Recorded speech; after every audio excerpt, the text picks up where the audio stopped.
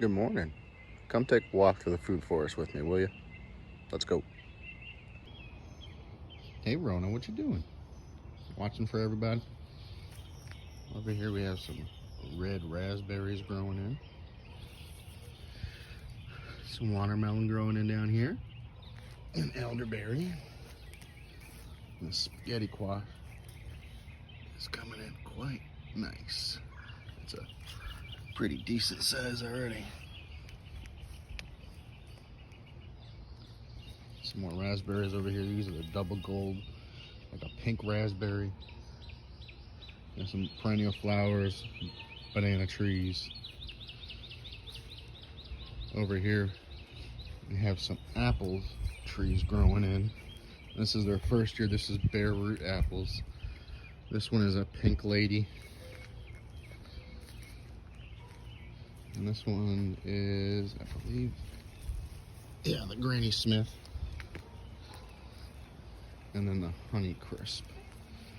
And then behind those, along the fence, we have some pumpkins and more squash.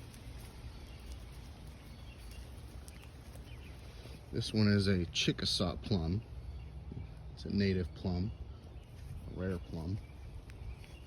This is the yellow Ann raspberry. I'm very excited about this. This is supposed to be a very sweet raspberry. This one's already starting to flower, making fruit.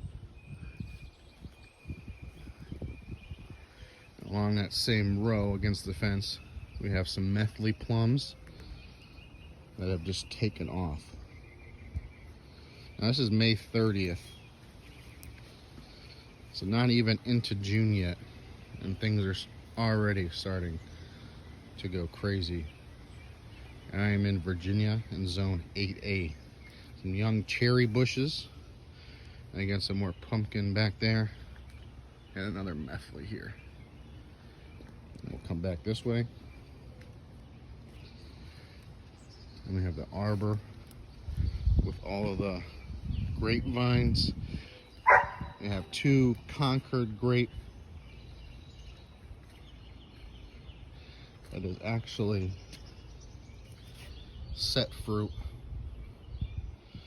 Still got a while to go, but it is doing very nicely.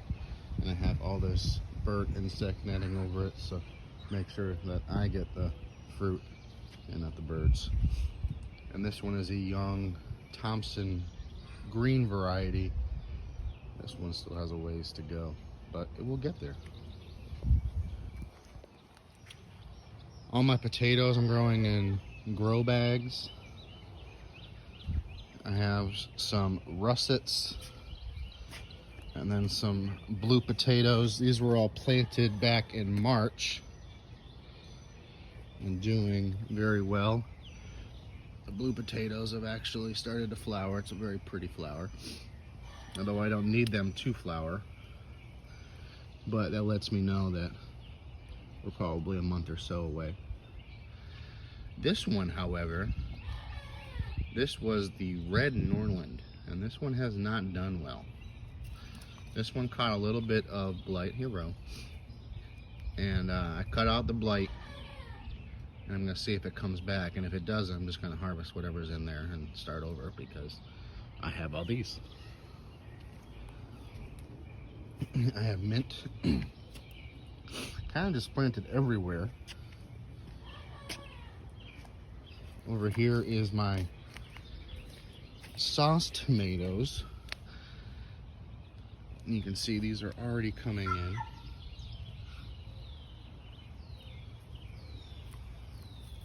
Can't wait to get all these and start doing some canning, making some tomato sauce. Over here we have the peppers and onions.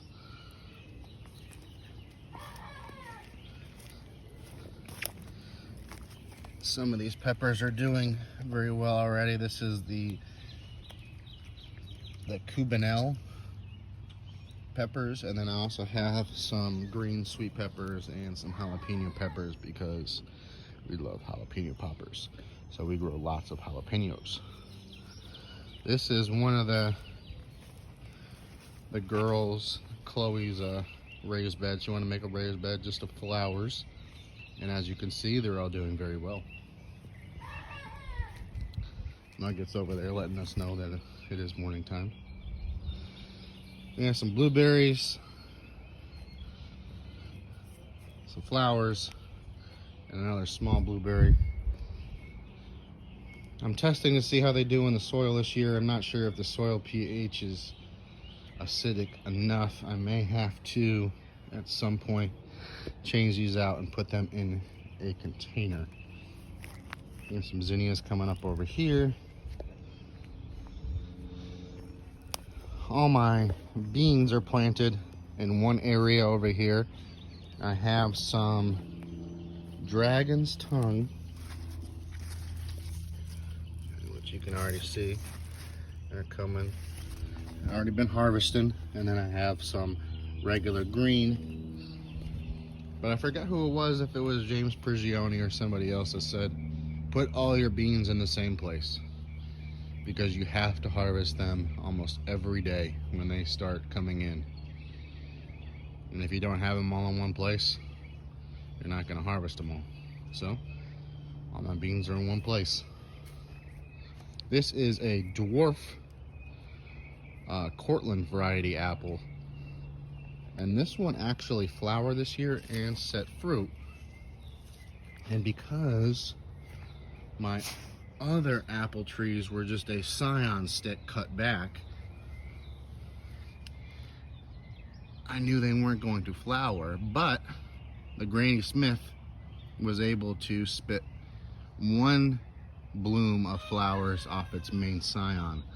So what I did is I took that set of flowers, brought it over to the Cortland when it flowered, and manually pollinated it, and we have some apples that are doing quite well. So we should have some Cortland apples towards the end of the season.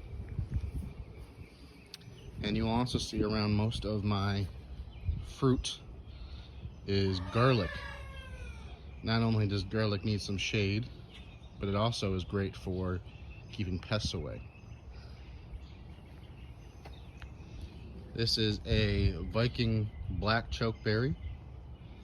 And there's another one over here, a Rose of Sharon, because you have to put the pollinators in. You have to put the pollinator plants, annuals, perennials.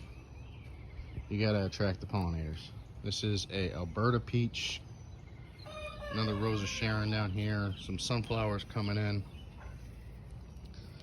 strawberries. So another Alberta here. Although very young, I was able to let at least 2 fruit stay on the Alberta, just so I could give it hopefully a taste.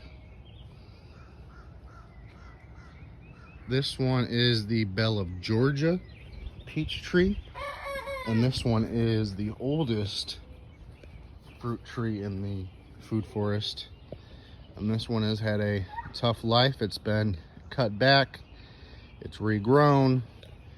I have yet to taste a piece off of this tree, but folks, I think this is the year.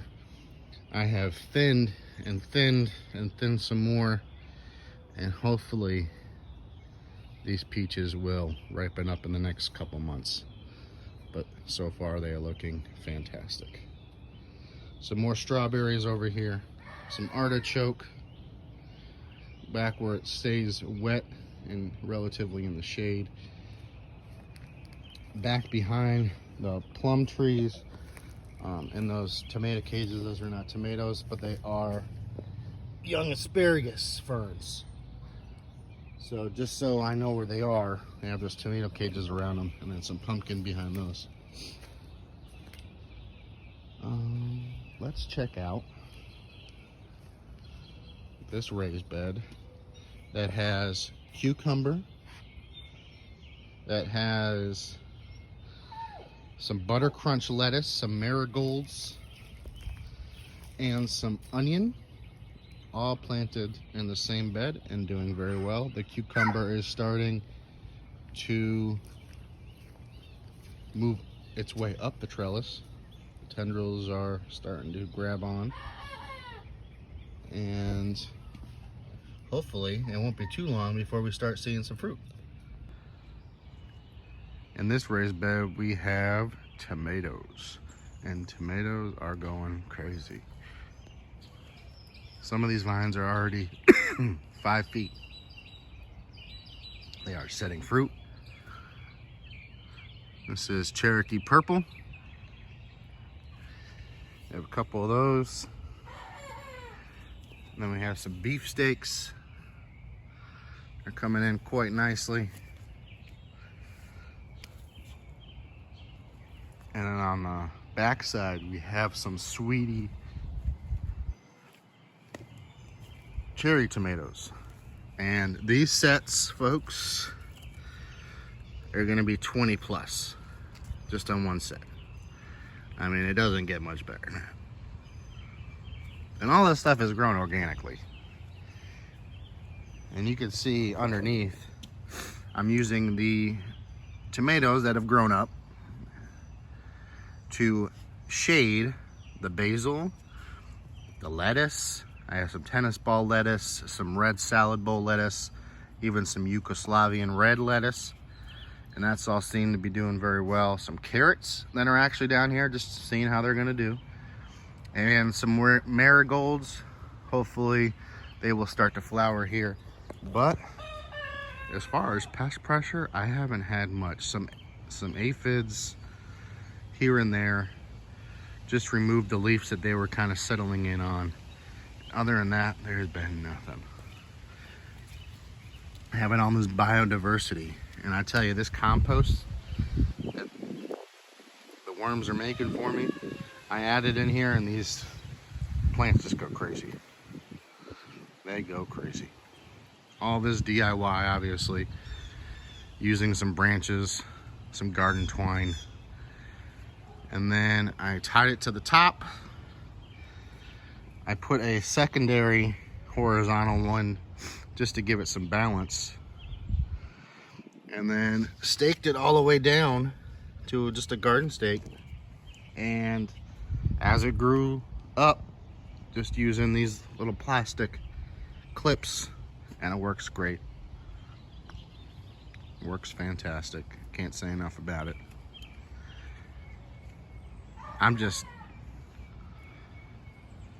By July, I'm not gonna know what to do with these because they're just gonna be so big. But by then, I'm just gonna have tomatoes coming out of my ears, so it shouldn't really matter much by then. Over in this section of the garden, we have some more tomatoes that I've grown also on a single stem, but also a different way. So just using these, 4-foot bamboo stakes, sticking those into the ground. And same thing, plastic clips, and staking them in. Now some of these are starting to set fruit. These are not doing as well as the ones in the raised bed. These actually went in a little bit after, a couple weeks afterwards, but they are starting to catch up. These are pink Berkeley tie-dyes, Harvest Moon, and some black cherry tomatoes. And around here we have some sage, some more sage. There's oregano in here as well. It's over here somewhere. Yeah. Some oregano. I have a couple pear trees. They did not flower this year.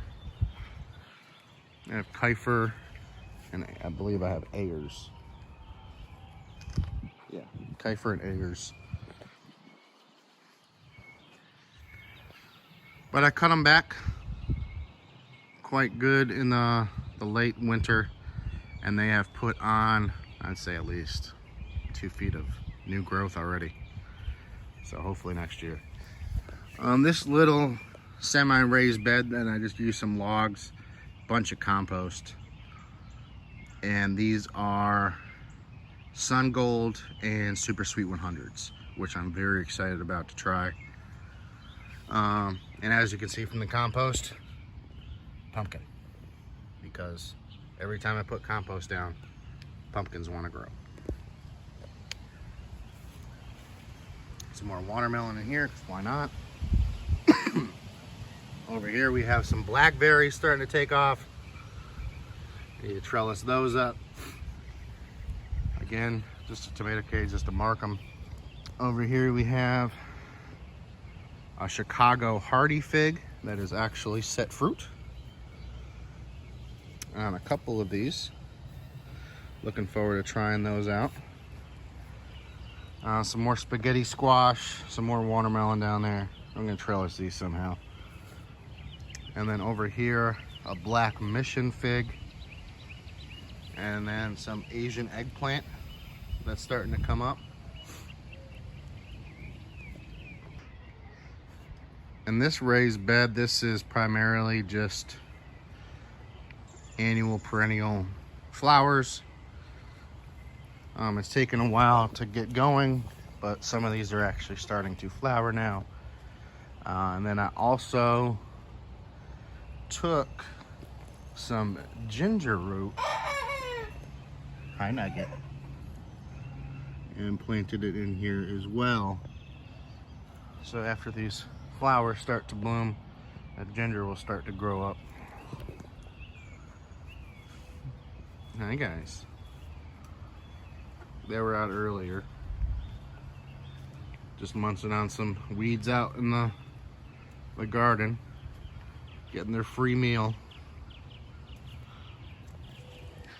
Along this side of the fence, these are pickling cucumbers. On this trellis, we have loofah gourd that we are very excited about. That's coming up on this side and on that side, and in no time that will be all over this caterpillar trellis, and we will be able to harvest that when it completely dries later on in the year. These tomato cages, just because they ran out of bamboo stakes, these are also some super sweet 100s. And then I think these are sun golds over here. I have a variegated Eureka pink lemon tree that has already doubled in size since I planted it about 2 months ago. Some more pickling cucumbers, and these are some market more cucumbers, I believe. Over here we have a butterfly bush because gotta have it. Gotta bring in the butterflies. And this is a kind of a different one for this zone. And I'll have a little bit more to say about this plant when we get over to the greenhouse. But this is a peanut butter fruit tree. And a lot of people don't even know what these are. This is like a little red, orange, circular type fruit. Size of plum, I think. And it's supposed to taste like peanut butter. But these are supposed to grow in zone 10 and higher, which is basically Florida. So I'm trying to grow it here in Virginia, and we're gonna see how it goes. But I have high hopes, and I'll tell you why. Because I have 2 peanut butter trees. And this one I thought was dead. This one was much smaller than the other one I just showed you. And I thought it was dead, so I dug it up, threw it in the compost pile, and was like, all right, I'm just gonna cut my losses. Well, about a week, 2 weeks later, I go over there and check it. And next to the dead stem, I now have, what, 1, 2, 3 from the roots, peanut butter trees that have grown up from the roots. So this one liked a little bit more shade, I guess. And this one is now starting to grow. So it survived the winter. It didn't regrow from the stem that it already had. It grew new stems, but that's a good sign, and we'll continue to monitor that. We have some Japanese maples. We have some rosemaries. I love these flowers right here. These are some Forever Susan. These are beautiful. Some olive bushes over here by the chickens, we actually have a beauty berry. And then this is a Chinese lace bark elm. That's what that is. And this is a pittosporum, which is supposed to have a very fragrant flower as well. What you eating over there, Ro? Huh? We have our water catchment off the greenhouse here. And we have our compost set up. Working on it. All right, let's check out the greenhouse. So in the greenhouse in the late winter, early spring, this is where everything kind of got started. And there's not too much going on in here anymore. But I have some tomato plants that are going, some carrots, some onion that actually went to flower and will go to seed.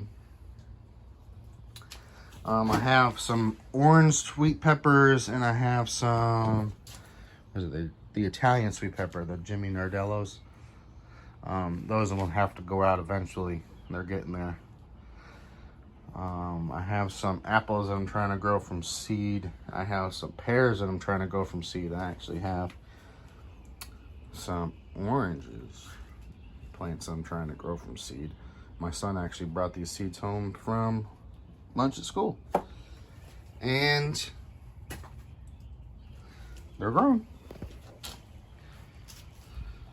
Some more Cherokee purples that I'll have to find a place out in the garden for. Some more tomatoes, basil. I did happen to get a passion fruit vine and stuck that in the greenhouse because that's a zone 9 or higher. But I put a little bit of trellis in here and it'll stay warmer. And hopefully that passion fruit will do well in here. So far, so good. I had gotten 2. One of them died. And it just got too hot in here. But I've added a solar exhaust fan. So that only runs when the sun's actually out. And the more sun, the faster it goes. And then I've opened up this window and cracked this window. And I leave the door open. So in those hot times,